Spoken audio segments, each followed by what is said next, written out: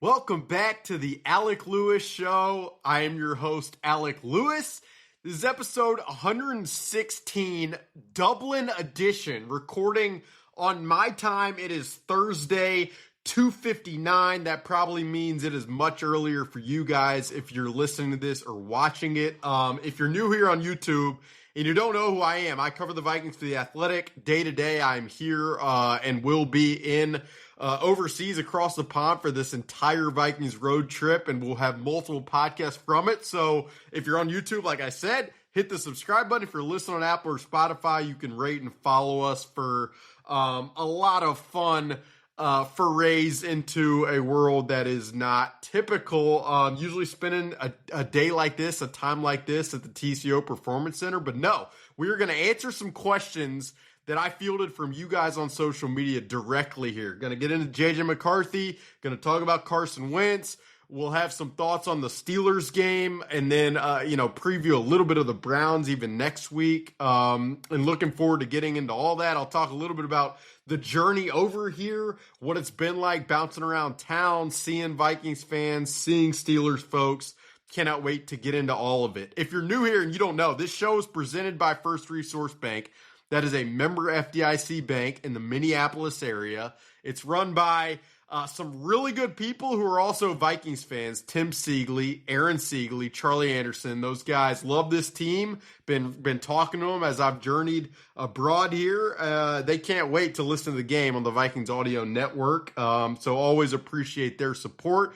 The show is also sponsored by Unreal. I had to bring it across the pond. I've got, quarter zips, hoodies. It's the nicest apparel that I have with me. Was really worried when you check a bag when you're gone for this long, which is, you're always risking it in that regard. But I'm worried. I'm like, if I don't get my own real stuff, I don't know what I'm going to wear. It's just become it's what you're used to wearing. So they've got limited edition hoodie drops. They've had a couple, a Dublin edition, a London edition. You guys can find those at the website in the link in the description below. All right, we'll get right into it. You guys, if you haven't heard, I was on KFAN, talked a little bit about travel snafu, but we made it. Flew Aer Lingus, not sponsored by Aer Lingus, but it was solid. The experience, they got off the runway fast. Not a ton of turbulence. Seats were more comfortable than you might imagine for Aer Lingus.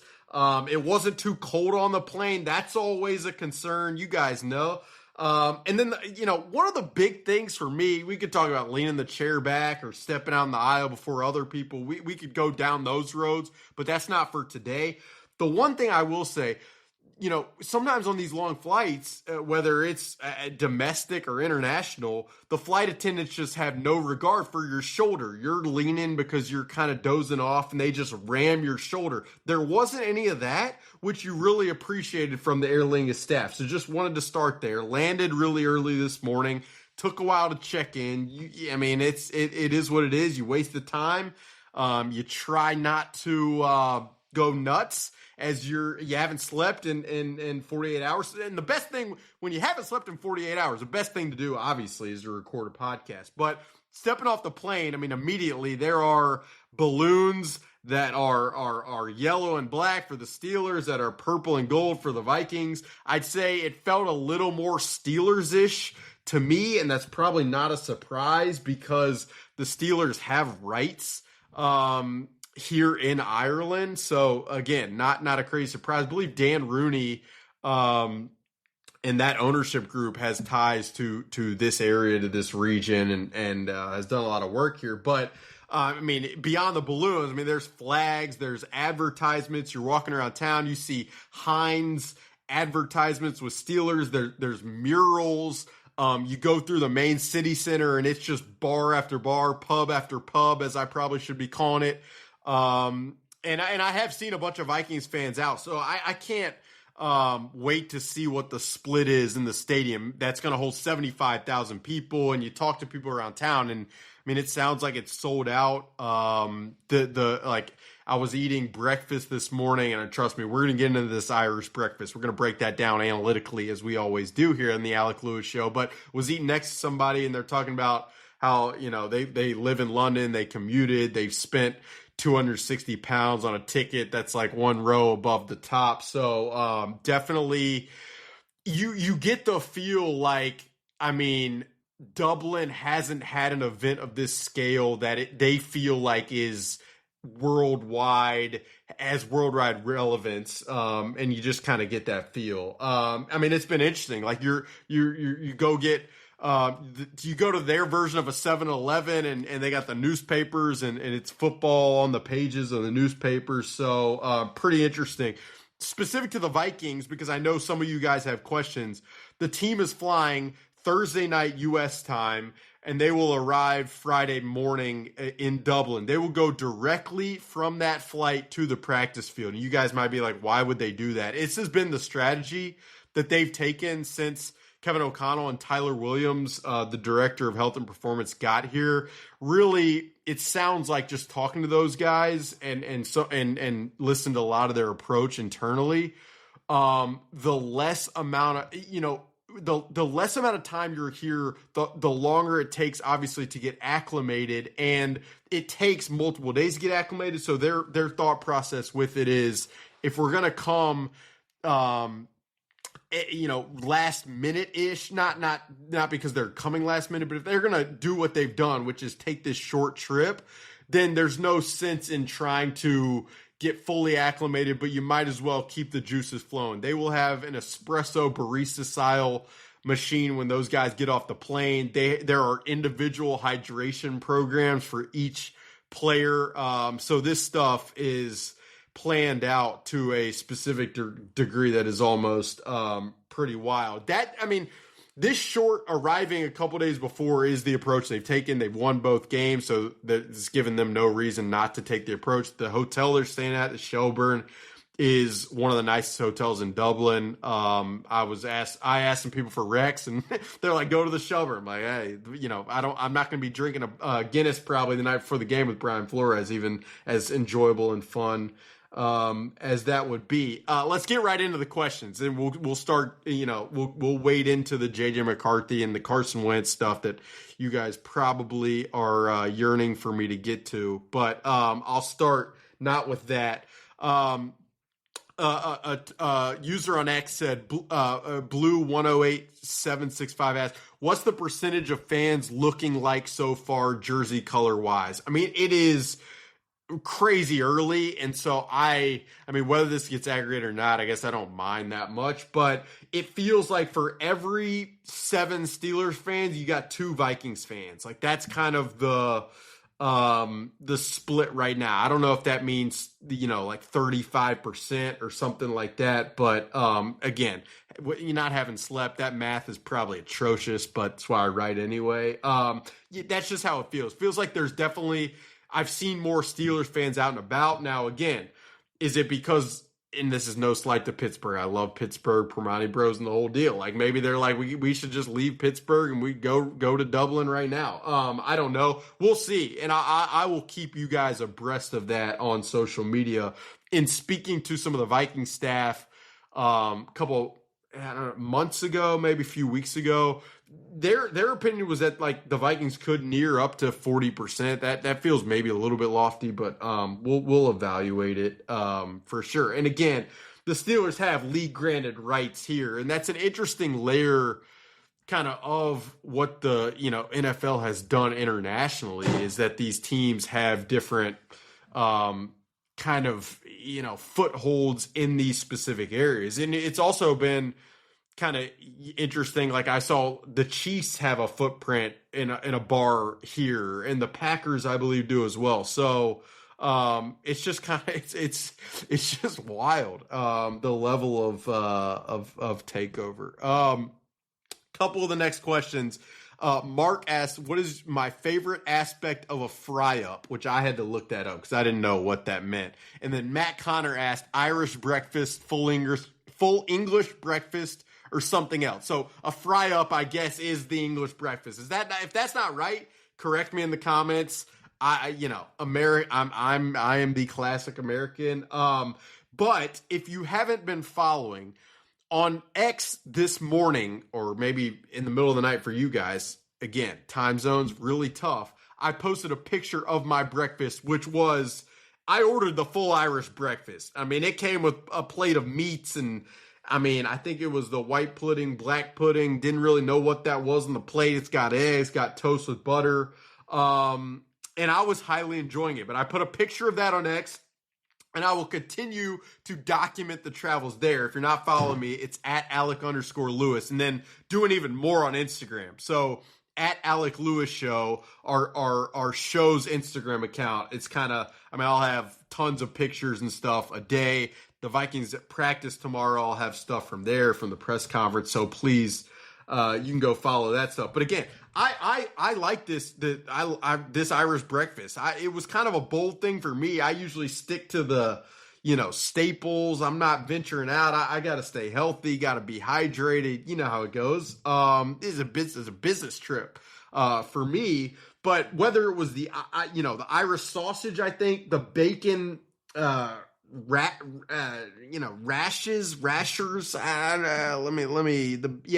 Let me look this up real quick. The bacon rashers. That's what they're called. Those two, if I'm not mistaken, that was my favorite thing on there. But it was pretty good. The man orchestrating the restaurant was trolling Americans as one does. So it was kind of your run-of-the-mill breakfast with the second coffee of the day. And I've only had 2. Again, it's afternoon. Probably need a couple more to be able to make this whole thing through. But I enjoyed the Irish breakfast. I would do it again. Sent a picture to my parents. I think they're worried about my workout habits, but we'll figure that out for another time. Next question. And here we go. We're going to dive right into it. You guys have been here long enough. Heard me ramble for 12 minutes. Nick Miller, the always trusty Nick Miller, has asked 2 questions. Number 1, does Kevin O'Connell believe he can win a Super Bowl with Carson Wentz as his QB1? Then the second question, how different is Jersey Mike's menu in Dublin? I haven't seen a J Mike's, but probably because of the sponsorship, they got something going on. Okay, back to number 1, the question that probably is on a lot of people's minds in some capacity or some form. Nick asked, does Kevin O'Connell believe he can win a Super Bowl with Carson Wentz as his QB1? The first thing I'm going to say to this is not a direct answer to that question. And I don't even know if I'll direct answer that question in general because it's really hypothetical. But like, I think, a lot of people have been, it's easy to get way ahead of things with the quarterback situation. JJ McCarthy has not yet practiced coming back from the ankle sprain. And so it's not as if he's practicing fully and the Vikings are sticking with Carson Wentz. We have not reached that juncture, and until we reach that juncture, it's a lot of hypothetical. It's a lot of conjecture. I've written about it, and so I obviously think it's important. It's a critical discussion point. It's the topic that we all probably have curiosities about. But that question just made me feel like, whoa, like let's all take a step back here. The next couple things that I want to say on this. So I understand the passion from all sides. If you are listening to this and you are on the side of, we drafted JJ to be our franchise quarterback, we only got to see him 2 games. This guy has to play to develop. He's got to be back in there. If that's your opinion, totally understand it. If your opinion is this is a win now league, I want to see this team win. If Carson gives the team the best chance right now with the complexion of the locker room, like, I can understand that perspective too.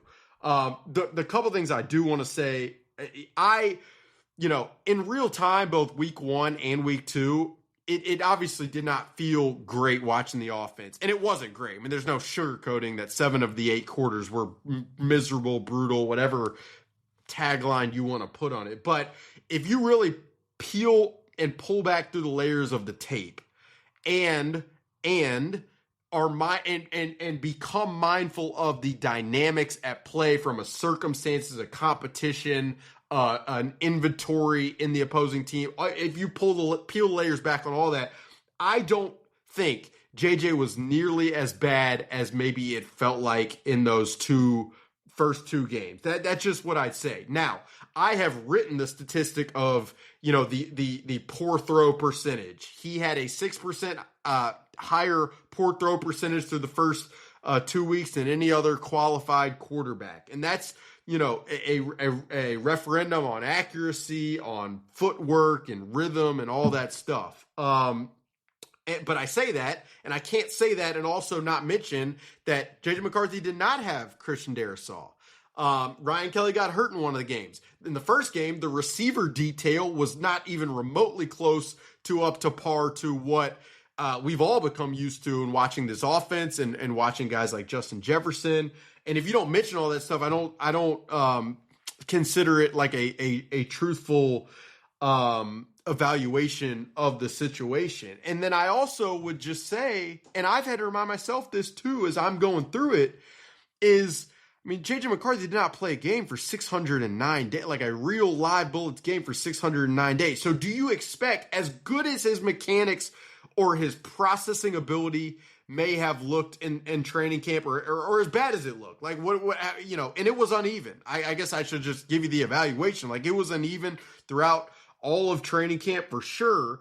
When you haven't played a game in 609 days and you're not only are you playing at the same speed of game, it's a faster speed, players move faster, things move quick. Like to expect J.J. McCarthy to just adapt and thrive immediately would have been foolish from all of our perspectives. So all of that stuff I want to mention on the J.J. front. Now on the Carson Wentz front, I it definitely felt somewhat, fluid watching the game in week 3, and he did progress and hit players, and he did throw with some anticipation. He was effective over the middle, and the offense definitely looked more like what we've grown accustomed to with a Kevin O'Connell offense that has produced 4,000 yard passing seasons. That's just, it's unquestionable. But again, he did have Christian Darrisaw. This week, he did play against a Cincinnati Bengals defense that is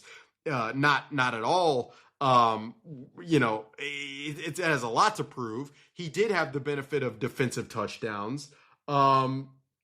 And like this weekend, for example, he's going to have Jordan Addison back. He's going to have Ryan Kelly back. This Pittsburgh Steelers defense has given up more explosive plays than all but one other NFL team. So if it looks great, like again, you have to contextualize all of it. And again, you guys might be sitting there like, man, you're just both sidesing it in a ton of ways. But I just view it as is providing the necessary context, to think very clearly about this whole situations. To get back to the initial question, Nick, these things tend to have a way of working themselves out one way or another to where it feels pretty clear one way or another. That's just like you think about the New York Giants, for example, not as a comparison, it's just different situations. But it got to a point with the Giants where it was pretty clear that the offense was untenable with Russell Wilson. And so they go to Jackson Dart. And you can and we can argue that's a whole separate conversation if they're going to Dart too early and all that stuff. But just the point and underlining is and italicizing it and bolding it and highlighting it is typically these things have a way of working themselves out. Whether it's player has too great of a performance, player has too poor of a performance, player doesn't return to health. Like there's just a lot of dynamics that I get wanting to go nuts about it. But I would also end this conversation here with this. There is a lot with JJ, with Carson Wentz, with the locker room, with the expectations, with the short-term priorities and long-term priorities that Kevin O'Connell has to be mindful of. It's a lot to balance. Again, there is the locker room and what the locker room feels. There is the confidence of the young quarterback who's only 22 years old. There is, to Nick, your question, a real honest opinion about how real things can ultimately get long term. And again, Kevin O'Connell, the head coach of the team, the play caller, the guy who has the most acumen and experience with quarterbacks as anyone else in this organization, probably, besides Josh McCown, who played for a billion years. He has to be mindful of all of it. I know he is mindful of all of it. I know it means a lot to him to operate the right way in all respects. And then lastly, just the last thing I'll say is, and this is just my opinion, And I mean, whatever. But like, if I were to, I'll just use myself. If I were to write off JJ after seeing him perform through 2 games the way I like, it would be foolish. It would be dismissive. It would be short-sighted and all that. So, regardless, like there's no writing off JJ McCarthy and what he is or can be after seeing 2 games without his elite left tackle, without Jordan Addison, without the full extent of what they wanted the surroundings for him to be. So, yeah, I hope that, that explains it. I will say Carson Wentz this weekend against Pittsburgh, we'll see how creative Pittsburgh gets. Sometimes they can just play it straight. They have implemented some more quarter stuff, but if they play single high against Justin Jefferson, Jordan Addison, they're going to get torched, and Carson Wentz is probably going to look pretty good. And then Cleveland is an entirely different beast next week. So if we get there, and if Carson is, it's a lot of ifs, which is why, again, you got to just, I mean, as cliche it is, it's just only worth really staying in the present. Cleveland will be an entirely different test with what they have on their front, with how aggressive they can get on the back end. So it's cliche, but right now, like, it's week to week, and to want broad proclamations about how Kevin O'Connell feels. I think that's just getting way far ahead of it, frankly. So yeah, that'll do it for that answer. We're going to get a word from a quick sponsor, and we will be right back with more answers to questions. She's Jen, the ultimate Vikings fan. Okay, everybody, welcome to the Vikings Jan Show fan show. My special guest today is Jared Allen. So, Jared, who you got for the Vikings game this week? Minnesota Vikings. Me too. So that's our show. We'd like to thank our sponsor, the Minnesota Lottery, who reminds you this could be your year. Play the new Vikings Scratch Game for a shot at $100,000, game tickets, and more. Minnesota Lottery. I'm in. Must be 18 or older to play. All right, I'm taking a sip of this water bottle they gave in my room. I've never seen anything like this. Irish still water, WB Yeats. I'm going to take a quick sip of this. I guess. I mean, Irish water, I trust it. All right, next question comes from CFCJ_J. What plans you got for the spare time you have in London next week? Should get along to Chelsea Benfica. I probably pronounced that wrong. Benfica on Tuesday night. First, I would say I would go to Chelsea. I would love to do that. If you got tickets and you need somebody to come with you, holler. I would do that in a heartbeat. As far as plans, there's some story stuff we're working through, meeting up with people and kicking some stuff around. So I would just say stay tuned to The Athletic as we go through this journey of being overseas for 10 plus days. And then meeting up with some friends. Our marketing director at the Alec Lewis show is going to come out, and then have some friends, college folks over there. So looking forward to that. But again, if you got the Chelsea ticket, I'll scrap the plans and whatever I got to do, frankly. Next question comes from DJ Walsh.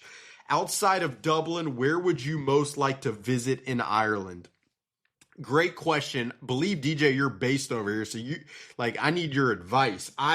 The Cliffs of Moher, am I pronouncing that right? But that's probably it. That would be, I don't know if that's the right answer, but if we're talking Ireland, that's probably what I would say. Purple Nurple asks, how are you feeling after putting down 4 sausages for breakfast? We talked about it. It's, I'm feeling fine. I mean, we're hours after at this point. I'm feeling fine, from the sausages. In general, not having sleep. I mean, it's rough out here. But complaining while you're on a 10-day overseas trip to watch football and this team in what is a fascinating journey of a season, we ain't doing that here on the Alec Lewis show at all. But here we go. Purple Nurple, second question. Do you think this passing game opens up with Addison back? Seems like teams have been doubling Jefferson pretty heavily, and Addison should take advantage like he has in the past. Yeah, I mean, when these two guys are on the field together, it leaves defenses in such a bind. They really have to play with 2 high safeties. which, I mean, not only does that open up opportunities, you can isolate a linebacker with TJ Hockenson, you can isolate linebackers running back, but it also makes it easier to run the football. And the Vikings right now are running the football with Jordan Mason at a very efficient clip. So this is the offense where as jokey and as often as it's probably been said of like the pick your poison style, if they can continue to run the ball with Jordan Mason at the efficiency level and rate that they are right now, and they have Justin Jefferson, Jordan Addison healthy to really force defenses to be very mindful with putting an umbrella over the top, I mean, it becomes a really fun offensive situation so long as the signal caller is progressing in time and is throwing the ball accurate, and so long as the offensive line is staying healthy and doing what they showed, a glimmer of what's possible last week. So great question. But yeah, I definitely, I don't know if Addison's going to play 100% of the snaps this weekend. They like reintegrating these guys, but he was the most impressive offensive player in training camp.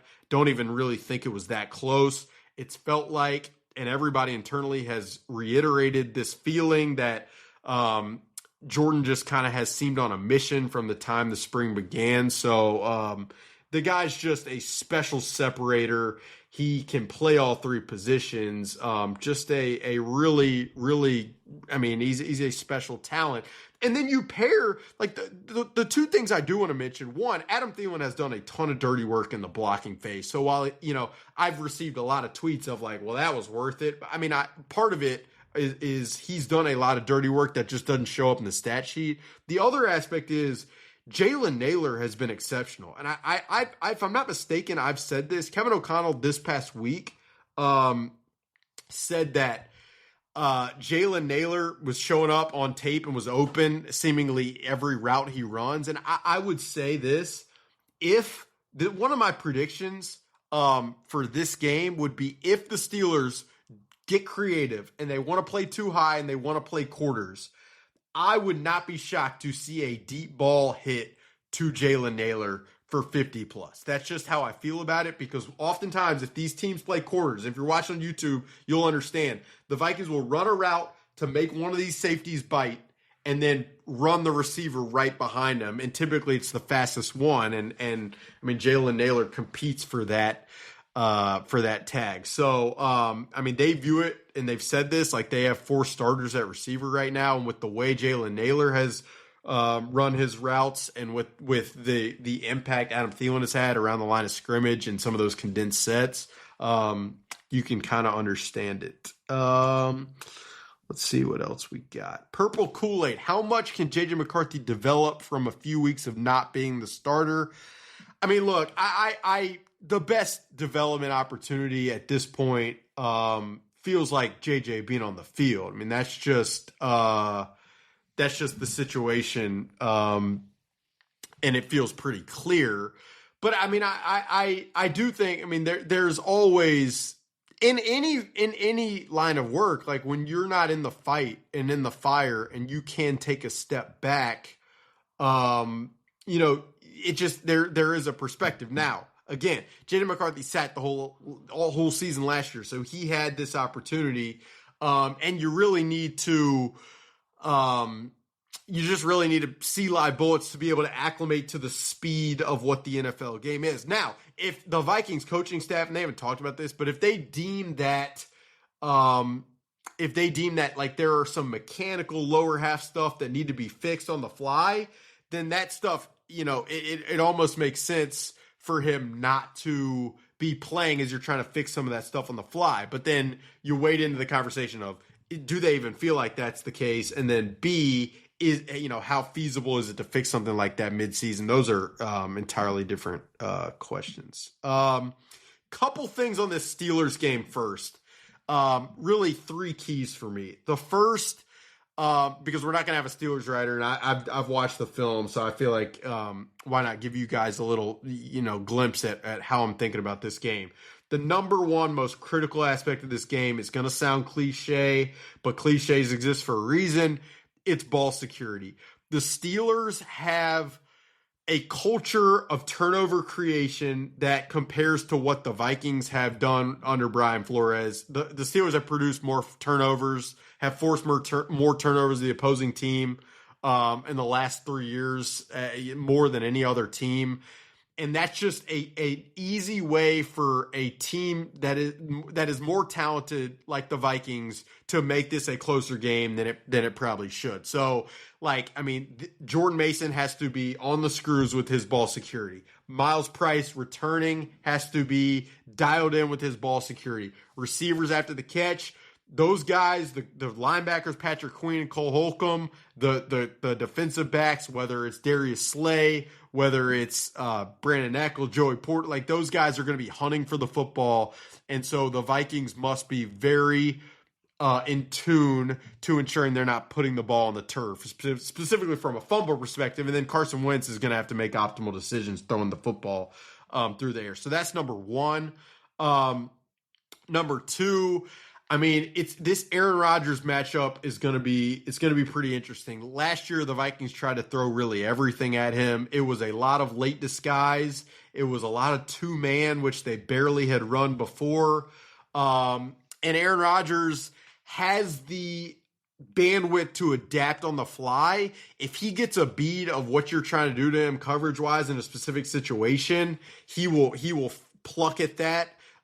There were a bunch of times last year where Aaron realized that Stephon Gilmore was just going to play off coverage, and so he just dispersed the ball quickly to Garrett Wilson for 10 yards a clip. And eventually the Vikings just tightened up because they weren't willing to give those easy 10-yard completions, which was understandable. And the other thing with Aaron is he'll enact no huddle on the fly, which makes it harder for this Vikings defense to communicate and disguise the way they want to. He'll also do and incorporate some sugar huddle, which that's a term really just, it's like where they huddle and then they blitz to the line of scrimmage and snap the ball as quick as possible. And again, that takes the Vikings out of some of their late disguise where they start with one high and rotate to two and then rotate back to one. And so it makes it easier not only on the quarterback, but also on the receivers as they're adjusting routes. So, how effective the Vikings can be in that matchup of,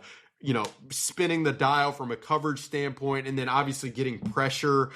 We'll see about Javon Hargrave with his chest, but feel like Jalen Redmond and Levi Drake Rodriguez are going to have to be huge against an offensive line that doesn't blow you away. We'll see about Andrew Van Ginkel's activity or presence or lack thereof. And if it's not him, you're really going to need Dallas Turner to continue to come on the way it's looked like he started to in week 3. So that's key number 2. And then again, I've touched on this a couple times, but I'm fascinated to see how the Steelers try to cover the Vikings in this game. They traditionally play a lot of one high and cover 3 and cover 1. And what that really means is there's one deep defender across the field, and you can really beat the defense up the seams and on crossing routes, and the Vikings do a great job scheming some of that stuff up. So if the Steelers stay in that, I have a very hard time believing that the Vikings will not be able to move the ball down the field. If the Steelers play with 2 high safeties and play some quarter stuff, then it's going to be huge for Jordan Mason to run the football effectively to try to get them out of 2 high. And then that's where I start to see TJ Hockenson one-on-one against linebackers, certain receivers isolated on one side. And then, like I mentioned earlier, Jalen Naylor on like some bait routes kind of down the field. So those are kind of the 3 things with this game that I'm looking forward to. For more on that, we're going to have a preview story at The Athletic, had a back and forth with our Steelers writer, Mike DeFabo. And then, we'll have comprehensive coverage from the game. Looking forward to it. Moving to London afterwards, and we'll have a podcast from either after the game, Dublin, early Monday morning or what have you. So stay tuned for that. Thank you guys for being here. As always, this show is presented by First Resource Bank. That is a member FDIC bank in the Minneapolis area. Grab your Unreal anywhere. They got it at Shields. They got it on the Unreal website in the link in the description. As high quality of stuff as I have makes me look better than probably I should.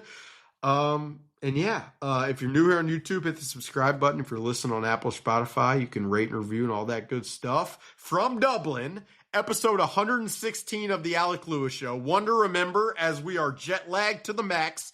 Hope you guys enjoyed the show. We will talk to you very, very soon.